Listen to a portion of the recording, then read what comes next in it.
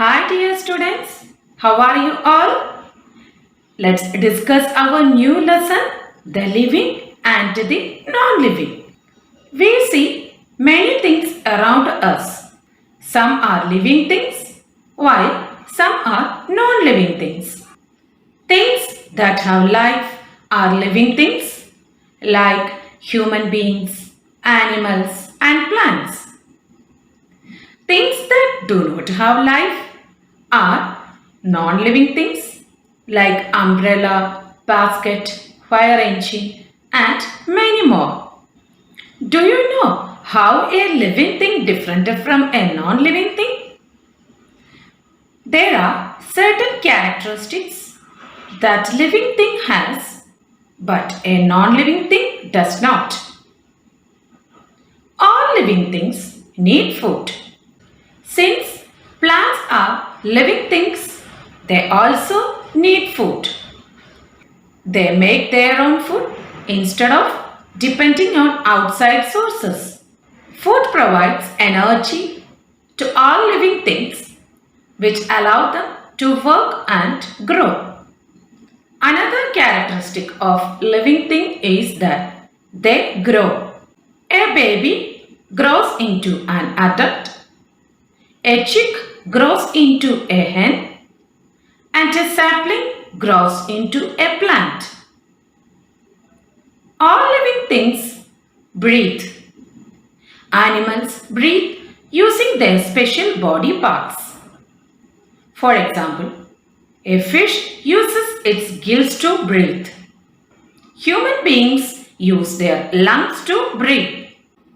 Insects use the holes on their body to breathe. Plants breathe using tiny openings present on the surface of their leaves.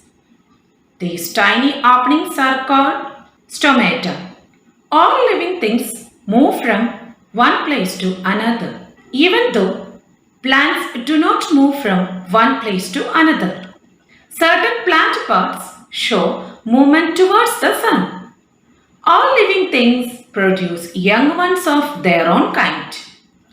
Animals can produce young ones either by laying eggs or giving birth to a new animal. For example, a hen lays eggs while a cow gives birth to its calf. The process by which living things produce their young ones is called reproduction. Living things also feel the changes in their environment. They undergo changes as their environment around them changes. A change in the environment that causes a living being to change is known as stimulus. The change in the living being caused by the stimulus is known as response. For example, when we touch a hot object, we immediately move our hand away from the object. Here, the hotness of the object is the stimulus and the removal of the hand is our response. In the same way, in a particular season, some plants shed their leaves. Here, the change in the season is the stimulus and the shedding of leaves is the response. Just as a building is made up of bricks, all living organisms are made up of cells. A cell can be seen only through microscope.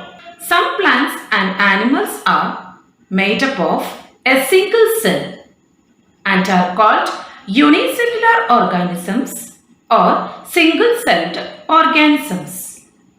Amoeba, paramecium, bacterium and yeast are examples of unicellular organisms. In some other organisms, the body is made up of many cells. They are called multicellular organisms. Man, cat, dog, pine tree and rose plant are such examples. Living things excrete.